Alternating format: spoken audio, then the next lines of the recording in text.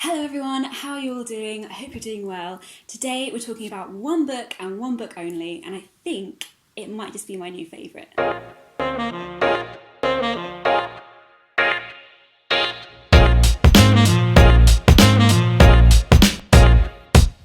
So the book that we're talking about today is Rootbound, Rewilding a Life by Alice Vincent. So the publishers very kindly sent this my way, and I'm so happy they did, because this is, quite frankly, unlike any wildlife book that I've read before. So Alice, she's young like me, so she's I think a few years older than me, possibly 27, 28, 29, and she's writing from the perspective of a young person or a millennial woman moving to London, getting a job and falling in love with gardening. So the story starts in the first few pages, don't worry, I'm not spoiling it for you. So the story starts with her and her boyfriend, who've been together for a very long time. Unfortunately, they break up, and the fact that they're no longer together, she's not really sure where to go. She just feels so, cut loose, like there's no anchor anymore. She could do absolutely anything she wants. She's kind of drifting around, she doesn't know what to do.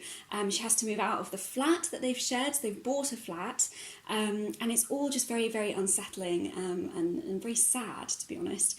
But the story in the book is how she comes to terms with this, how she uses plants to sort of rebuild her emotional health, to make her feel better, to boost her mood, and she comes to fall in love with gardening. So I cannot tell you how much I identified with Alice in reading this book. So obviously we're both young women, we both live and work in London. I have a long-term partner like Alice. We bought this flat a couple of years ago. We're lucky enough to have a garden. Alice has a balcony, but just a lot of the passages in the book I feel like I could have written. It's really, really strange. I've never felt so seen by an author before. There's a lovely passage in here where she talks about gardening in your pyjamas, and I was like, oh my god, I do that as well. And it's such a funny feeling because, I am a gardener, I call myself a gardener, but I don't have all the familiar trappings, that a gardener might have. I don't have gardening clothes, I don't have a lot of tools or equipment, and neither does Alice. And that is what's so lovely about this book. So Alice is obviously just another young woman who is passionately in love with plants and the natural world and is using it to make herself feel better. There are some lovely passages in here as well. So Alice has really got an incredible way with words. She describes being in her grandfather's greenhouse and the smell of the pelargoniums, the geraniums, like when you rub the leaves, or when you've just watered in your greenhouse and that smell just kind of rises up off of everything. It's amazing.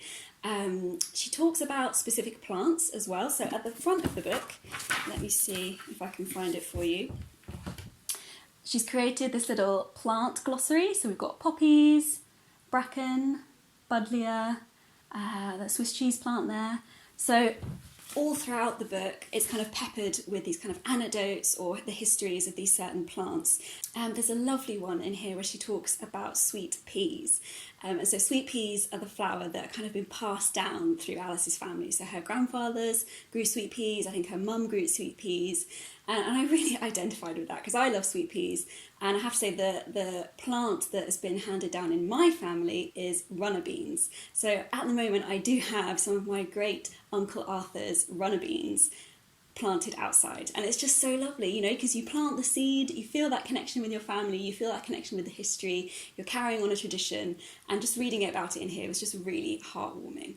So Alice has some really hard-hitting commentary on life as a millennial as well. There's several passages in here about kind of the struggle and how difficult it is to be young and working in London. So the frenetic pace of life, how everything seems to be a competition. You're at school, you pass exams, you do well, you get given a bit of paper, then you go to university and you're struggling to make friends and fit in and find a job that you like, then you get the job and you're like, oh my gosh, I need to get promoted, then you get promoted and you think, wow, I need a pay rise, like, where's it ever going to end, And I think that's a struggle that a lot of millennial men and women deal with, and it's really well described in this book. You do get that sense that when Alice is at work, she does feel that stress, that pressure, that need for something else, and she finds that kind of outlet in gardening. I think if this book has a message, I think it's that there really is another way to live. As a young person in London, you don't have to be in that rat race, you don't have to be on the treadmill. You can step back, you can step to the side and just take a look around you and see literally what's growing. Now I feel like if you're going to write a book about gardening, it better have a nice cover, and this one is beautiful. Just look at the colours. It's got that kind of green with the orange, and then it's all shot through with this lilac-y purple. It's absolutely beautiful. And then its spine as well with that bright orange really stands out on my shelf. I love it. So I don't often do this when I'm reading, but as you can see, I've been marking the places that I found nuggets of wisdom or really beautiful kind of descriptive passages or just things that I want to return to. This book is fantastic. I really urge you to read it. There's some lovely parts in here about friendships, female friendships in particular, family, just new beginnings and self-confidence, learning to love yourself, finding yourself. It's just really heartwarming and a fantastic book. I will definitely be reading anything, quite literally anything, that Alice comes out with in the future, and I urge you to as well. So, how is everyone doing during lockdown? How are you finding things? Are you okay? Are you not okay? Are you working? Are you not working? How are things going for you? So I have to say, for me, it's been a little bit up and down. My work situation is a little bit uncertain at the moment, not really sure what's going to happen, but fingers crossed it will all turn out in the end, and I'm sure it will as well. I am one of the lucky ones, so Chris and I in our flat, we have a garden, and I cannot tell you how absolutely privileged and lucky we feel to be able to step outside and just feel the sun on your face, feel like the wind in your hair, listen to the bird song, take a look around, go for a little mooch before dinner, and just really enjoy being outside. So something that I wanted to do for you guys who perhaps might not have a garden is take you on a little tour. So I actually filmed this way back last year where we just had the garden for one summer. So this was the first summer that we had our garden. And I filmed these sections, taking you on a little tour all the way around. I'll show you the veg patch, I'll show you the pond, show you the different flower beds. And now this might not be for everybody, so if you're not that into gardening, you might want to just end the video here. But if you are in the mood for a little bit of gardening, a little bit of talking about plants, chatting flowers, chatting different types of plants that you might like to have in your own garden, then please do stay tuned. I would love to hear what you've been reading during lockdown. Have you read Rootbound? What did you think? Please do let me know in the comments down below. And yeah, I'll speak to you all very soon.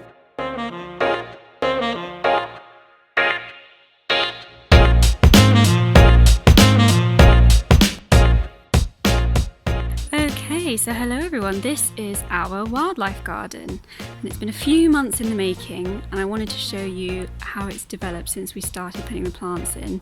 I think we started in June and it's now mid-September. So starting in this flower bed on the right hand side, this is the sunniest part of the garden, so we've got lots and lots of sun-loving stuff over here. We've got geraniums, lamb's ear, I love this.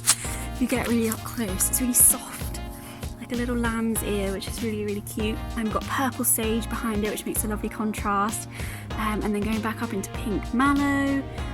Here we've got a cup and saucer plants on this tripod of sticks here. Now they are supposed to have flowers that look like cups and saucers, but they haven't flowered yet. Verbena's done so well. So my parents gave us some verbena from their garden, which is the tall purple plant. And you can see it's gone absolutely mental. It's spread out really well. As we move down the path, we've got salvias. Now I hadn't even really heard of these plants before my mum showed them to me. They're really good at attracting bees and butterflies as well. This one, with the white and pink, is called Hot Lips, which is a really great name. Then we've got another red one and a purple one as well. Then moving along, what else have we got? So this, I don't know what it is, but it's got lots of buds on it, so I'm super excited to see what comes out of there. And then down here, I think this is Michaelmas Daisy, possibly? This is my favourite corner of the garden, so this is just as we move on to the vegetable patch. So we've got Valerium, which is wonderful for butterflies, this pink flower here, they absolutely love it. And then moving on to Scabious. This is a really lovely form of the Scabious, so the light pastel purple colour, and the bees absolutely go mental for it, it's wonderful. And then just behind, really, I love the colour combination of the orange and the purple. This is Tithonia, so really impressive flower, bright orange. I think once those ones are over, I'm going to be deadheading them. So this one's, as you can see, it's gone over slightly. I'm going to chop that one off and then make room for all these other buds to grow, and they're going to look gorgeous all throughout September and into October. And then we move on to the raised vegetable bed. So this we started this year and it's been a really great success. I'm really surprised at how easy it's been to grow things. So you can see in front of us here, this is spinach. So we've got tons and tons and tons of spinach. It's all we've been eating, and it grew from seed and it was incredibly easy to plant. We just scraped little rills into the soil, popped the seeds in, covered them back over, gave them the water, and now we have spinach. Up the back there, oh actually first let's have a look at this nasturtium plant here, because it's pretty impressive. Gorgeous, gorgeous greenery. I love the smell of them. The flowers are amazing. So if we come around this side, we can see masses and masses of orangey red flowers there underneath all of the leaves. Planted it next to the vegetable patch as a companion plant. So the idea is that the insects will lay their eggs on the nasturtium rather than the vegetables that we want to eat. So nasturtiums are fantastic for insects, and they've been absolutely buzzing with, oh look, gosh, I've just spotted one. This is a baby ladybird, and because underneath a lot of the leaves there are lots of black fly. Here we go, here's some, and the ladybird larvae feed on the black fly, so wonderful place for them to live. And we've also under here, I think it was, yep, there it is, got a butterfly egg. So this little guy there, if that's going to be in focus, there he is. That is the egg of a small white butterfly. And it's been absolutely crawling with other insects as well, so fantastic plant to have in your garden. Make sure you plant nasturtium seeds because they're incredibly easy to grow and the wildlife loves them. These monstrosities are lettuce. So what's happened to these is that they've bolted. So if you're not sure what bolted means, it just means that they've gone to flower or they've gone to seed. So instead of being kind of a normal looking lettuce like this, sort of like a crown at the bottom, what these ones have done is they've grown really, really tall and they've got flowers at the top. So you can see here, these are the buds. And so that's just because we've had a lot of hot weather and perhaps they didn't get quite enough water earlier on in the summer. Next to them, we've got rocket. So this is really delicious and peppery in salads. Again, really easy to grow, just sprinkled it along in lines, covered it over with soil and then gave it a water, and then here we are. Next up we've got sweet corn. So these are really impressive plants. They're taller than I am, so they must be 7 or 8 feet tall now, and you can see that on each stem we've got the sweet corn growing with this really lovely punky hairdo.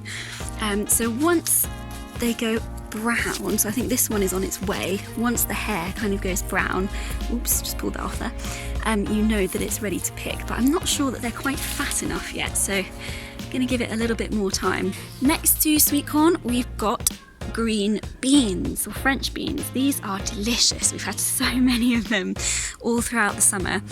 You can see they've got flowers on here, and then down the stalks, here we go, we've got some beans. We're constantly picking them, and the good thing about vegetables like this is that the more you pick your beans and your spinach, the more that grows back. So lots and lots of beans and spinach throughout the summer. Over the back there is our pride and joy. That is our butternut squash.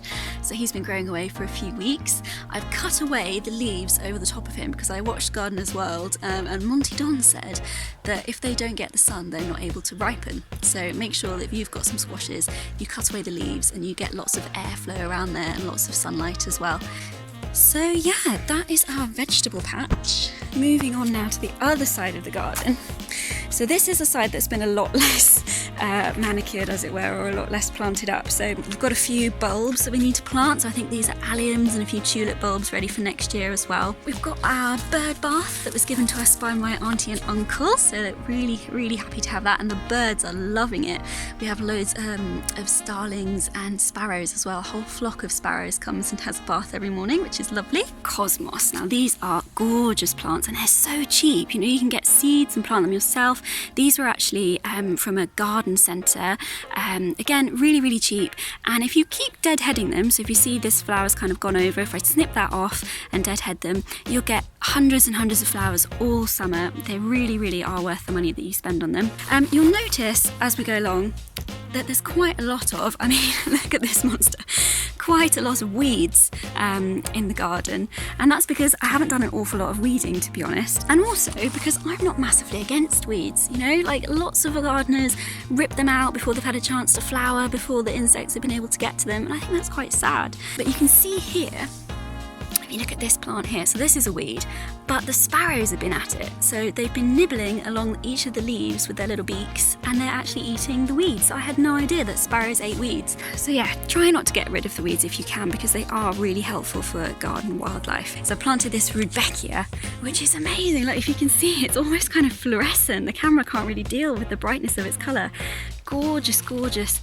Bright yellow with those black hearts of the flowers inside. Really, really lovely to look at. And then we're almost back at the patio, so I think now is time to tackle the pond.